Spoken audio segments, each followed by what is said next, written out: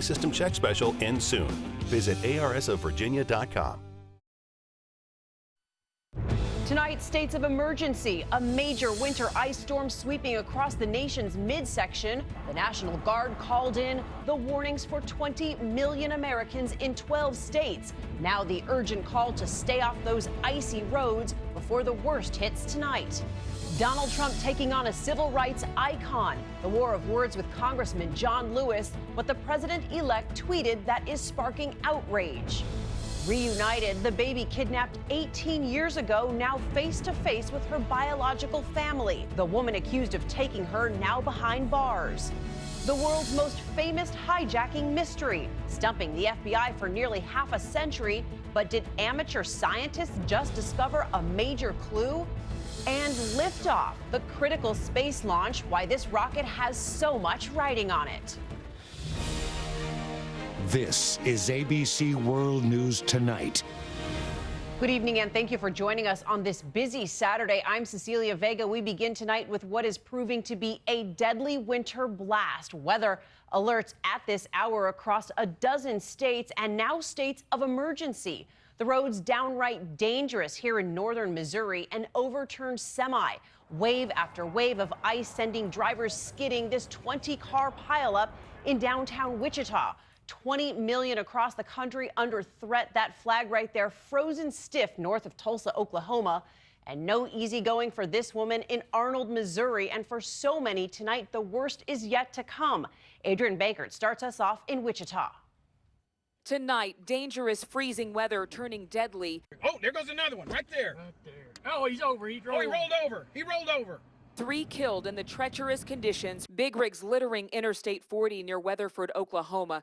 Icy roads triggering multiple crashes, including this truck. The driver killed when he slid into oncoming traffic. His cab ripped from the trailer. Please, people, man, just slow down. Just if you got to park somewhere and wait it out. Freezing rain and ice in Wichita to blame for this chain reaction crash. More than 20 drivers colliding on the highway. I could just see every single car that was coming to hit me. My airbag deployed, and then my head got whacked on the steering wheel like 5 different times. Now the Midwest preparing for another blast. How many people are on the roads working to make sure that we all stay safe? Well, we have 60 trucks.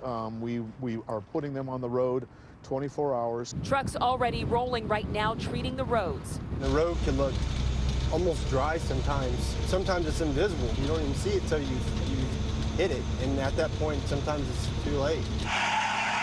Just a glaze of ice can make driving dangerous. 1/4 of an inch can cause serious damage to trees and power lines. More than 1/2 inch can be devastating. NFL officials taking no chances. The start time of the Steelers-Chiefs game delayed.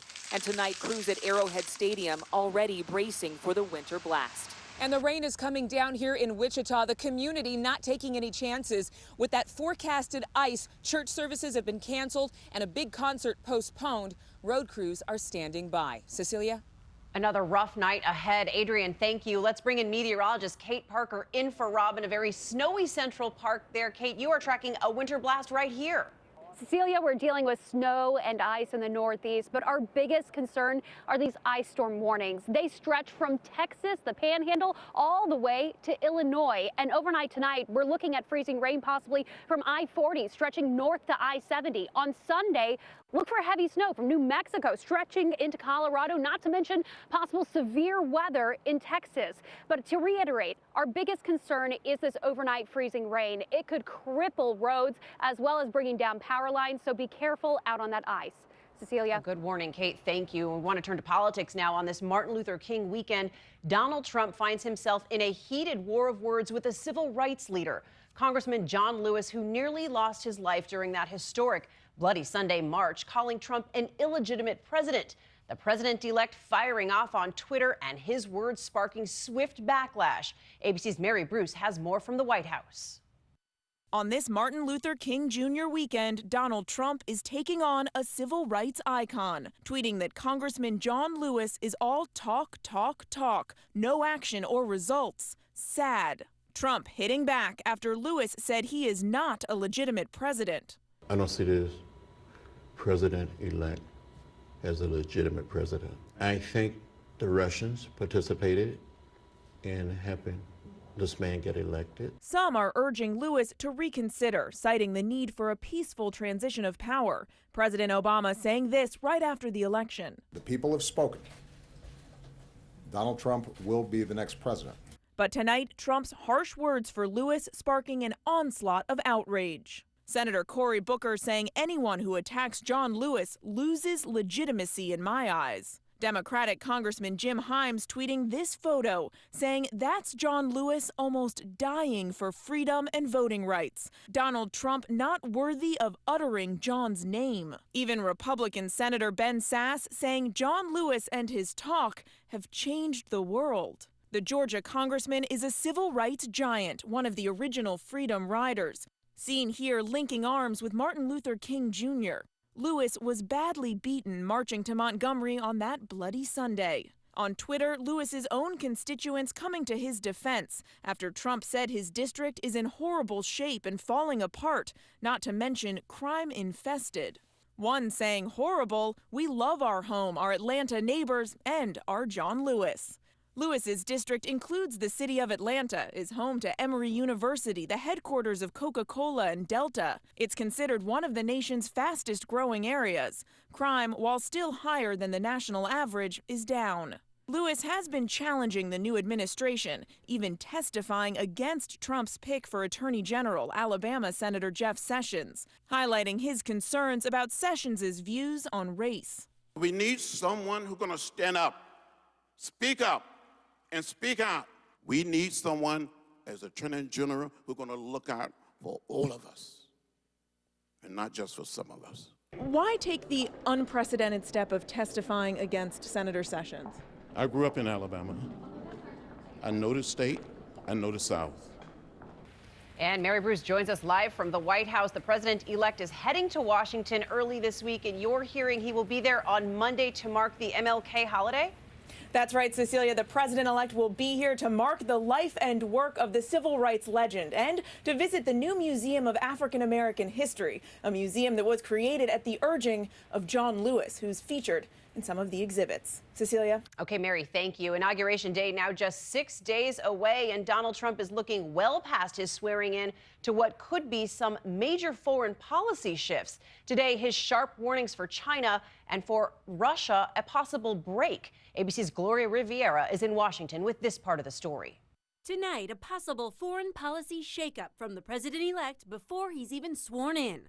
Donald Trump now suggesting those sanctions against Russia imposed for hacking may be short-lived. I don't know that I'm going to get along with Vladimir Putin. I hope I do. Trump telling the Wall Street Journal he'll keep President Obama's sanctions at least for a period of time. But, quote, if you get along and if Russia is really helping us, why would anybody have sanctions if somebody's doing really great things? Trump laying the groundwork for his future relationship with Russia's Vladimir Putin in that press conference this week. If Putin likes Donald Trump, guess what, folks? That's called an asset, not a liability. Trump's comments on sanctions come after the Republican-led Senate Intelligence Committee announced late Friday it would investigate Russian hacking and any alleged ties to individuals associated with political campaigns. And now this in that Wall Street Journal interview. Trump saying he would consider doing away with a bedrock of U.S.-China relations, the One China policy, in which the U.S. engages in formal diplomatic relations solely with Beijing and not Taiwan. China is ripping us off. You know who's getting the oil? China. What China's doing to us is horrible. After his win, Trump took a congratulatory phone call from Taiwan's leader, raising concern in both the U.S. and China. Why should some other nation be able to say, I can't take a call? Tonight, the Chinese Foreign Ministry firing back, warning there is but one China in the world and no one can change that. Cecilia, another busy week of Senate confirmation hearings is coming up, including that of Nikki Haley for UN ambassador, who will likely face tough questions on both China and Russia. Cecilia? A busy week ahead, Gloria. Thank you. And you, of course, can watch that inauguration all day right here. ABC's coverage with George Stephanopoulos and team. The politics team, of course, beginning at 7 a.m. Eastern on Friday. And we want to turn next to that heartbreaking kidnapping, a baby taken at birth 18 years ago, and today now a family reunion. The only mother she's ever known behind bars tonight, accused of snatching that child from a delivery ward nearly 2 decades ago. what we're now learning about that case and the face-to-face meeting that many believed would never happen. ABC's Eva Pilgrim has the latest. Tonight, baby Kamaya reuniting with her family 18 years after being kidnapped. Her father grateful. First meeting was beautiful. It was wonderful. It couldn't wait no better. Their daughter, Kamaya Mobley, was just 8 hours old when a woman posing as a nurse snuck her out of a hospital. I just want to know where my baby is at. I just want my baby back. Police launched an all-out search for the infant. The case even featured on America's Most Wanted. A tip led authorities to Gloria Williams. She was charged in the kidnapping after DNA testing proved Kamaya's identity. This is not a hearing of guilt or innocence. In Williams' first court appearance, a shaken Kamaya shows support for Williams using the name she gave her. Oh, my daughter. The 18-year-old breaks down, consoled by loved ones, and then walks over to the only mother she's ever known and says, "I love you." Those closest to Alexis say she is strong, but needs some time. She's processing everything, and she's going to probably have to take this day by day. Tonight, Williams is behind bars here in South Carolina. Authorities plan on extraditing her back to Florida, but that could take up to 20 days. Cecilia? Okay, Eva, thank you. And to Orlando now, and the outpouring of grief for a police officer killed in the line of fire. Thousands turning out to pay last respects to Master Sergeant Deborah Clayton. She had almost 2 decades on the force. Police say a murder suspect shot the officer in a Walmart parking lot. That massive manhunt for 41-year-old Markeith Lloyd is still underway at this hour. And in Cleveland, 3 police officers now face administrative charges in connection with the death of Tamir Rice. You'll remember that case in 2014. The 12-year-old boy shot dead holding a toy gun at a park. Now the officers involved, who were never charged, face disciplinary actions ranging from 11 days suspension to termination. And next to that catastrophic fire that destroyed a home in Baltimore, 6 of 9 children in that family killed. Tonight, the investigation into that blaze intensifying, and now this question: was a faulty electric heater to blame? ABC's Marcy Gonzalez reports. Tonight, the heroic 8-year-old who helped save her brother and sister from this house fire in Baltimore released from the hospital, but her 2 siblings still in critical condition along with their mother. She is so overwhelmed. It's impossible. Overwhelmed by the loss of her 6 other children as investigators work to figure out what caused the fire. The mayor saying one possibility is that a space heater was involved. We know that there was one in the house. Electric space heaters are blamed for 1,200 fires each year, killing an estimated 70 people. This demonstration showing how materials left too close to a heater can catch on fire within minutes. Tonight, officials are again urging people to take these precautions. Keep everything at least 3 feet away from space heaters. Never plug them into extension cords, which can get too hot and eventually start a fire. And only use space heaters with an automatic shutoff in case it overheats or gets tipped over.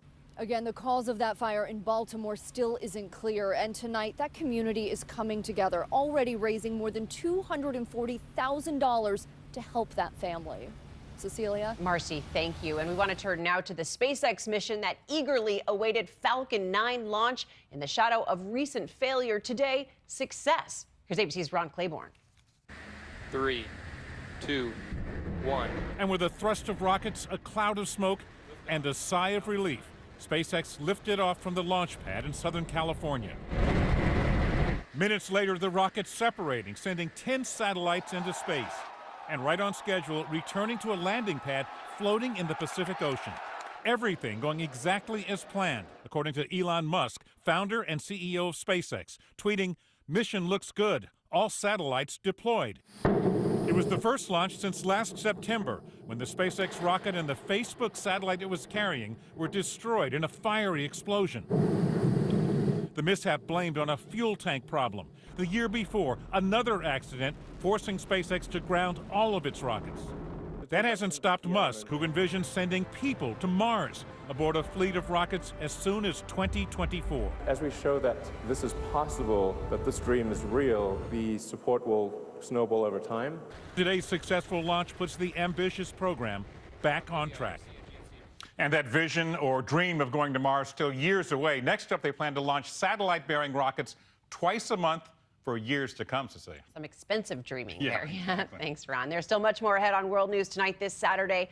Hundreds of tons of rock. A rock slide shuts down part of one of the country's most popular national parks. And can a bunch of amateurs succeed where decades of FBI agents failed? What they found that could solve one of the most famous hijacking mysteries. And a 4-year-old girl reading circles around all of us, her reward for reaching an incredible milestone. ABC World News Tonight, brought to you by Pfizer. My friends think doing this at my age is scary. And I say, not if you protect yourself. What is scary? Pneumococcal pneumonia. It's a serious disease. My doctor said the risk is greater.